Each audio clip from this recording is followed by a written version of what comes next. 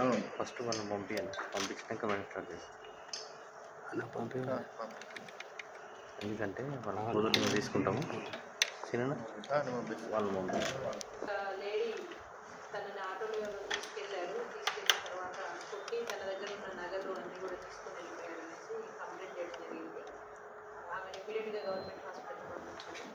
కొంచెం ఆ దెబ్బలకి షాక్ వల్ల కొంచెం ఆమె స్టేట్మెంట్ ఇవ్వడం డిలే అయింది. అదే రోజు నైట్ ఆ కేసు రిజిస్టర్ చేశాను. ఆమె చెప్పడం ఏంటంటే మనకు టీడీ గుట్ట దగ్గర లేబర్ అడ్డా ఉంది, అక్కడ ఒక ఆటోలో ఒక 2 మగ మనుషులు ఒక ఆడమనిషి వచ్చేసి ఫలానా చోట పని ఉంది రూరల్ జడ్చర్ల సైడ్ రమ్మని చెప్తే ఈమెను ఇంకొక ఆమె వాళ్ళిద్దరు రిలేటివ్స్, ఇద్దరు లేడీస్ కూడా వాళ్ళిద్దరు కూడా అదే ఆటోలో ఎక్కి వెళ్ళారు. వాళ్ళ జడ్చర్ల వైపు అంటే మయూరు పార్క్ వైపు లోపలికి తీసుకెళ్ళి ఆ పొదల్లోకి వాళ్ళిద్దరిని కూడా కొట్టి వాళ్ళకి కాళ్ళకున్న కడియాలు, ఆ బంగారు గుండ్లు, పుస్తల తాడుకి సంబంధించినవి, చెవి పోగులు తీసేసుకొని వెళ్ళిపోయారు. ఇద్దరు లేడీస్లో ఒక ఆమె కొంచెం బెటర్గా ఉండి ఆమె ఇంటికి వెళ్ళిపోవడం జరిగింది. ఎవరికైతే కొంచెం గాయాలు ఎక్కువైనాయో ఆమె ఇమీడియట్గా హాస్పిటల్ అయ్యారు. వెరీ నెక్స్ట్ డే మళ్ళీ మనకు సేమ్ కంప్లైంట్ రావడం జరిగింది.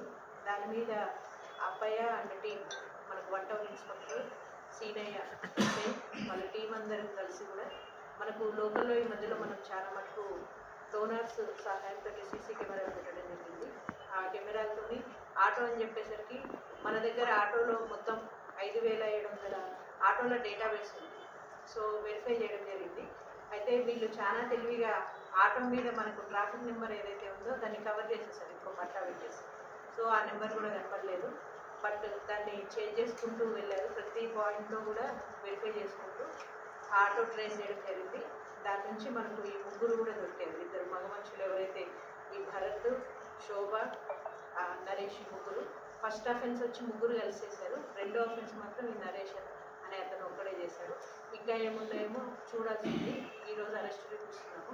ఫర్దర్ పోలీసు కస్టడీకి వేసి మిగిలిన అఫెన్సెస్ ఇంకేమైనా ఉన్నాయేమో ఇలా సీడీఆర్ ప్రకారం, టెక్నికల్ ఎవిడెన్స్ ప్రకారం చూసుకోవడం.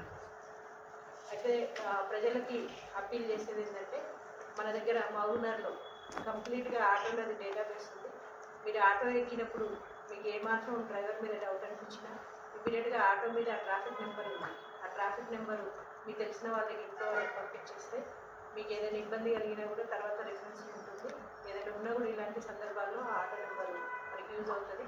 అట్లాంటి ఆటో నెంబర్స్తోనే చాలా మటుకు బ్యాగ్స్ కొనుక్కున్నా, అంతకుముందు ప్రీవియస్గా కూడా మన 2 టౌన్లో రాబరీ కేసెస్ జరిగినాయి. అవన్నీ కూడా చేంజ్ చేయడం జరిగింది. అన్నీ కూడా డిటెక్ట్ అయింది.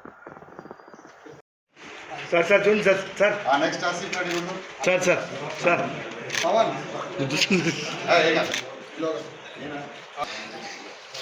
Nagaraju Nagaraju sir sir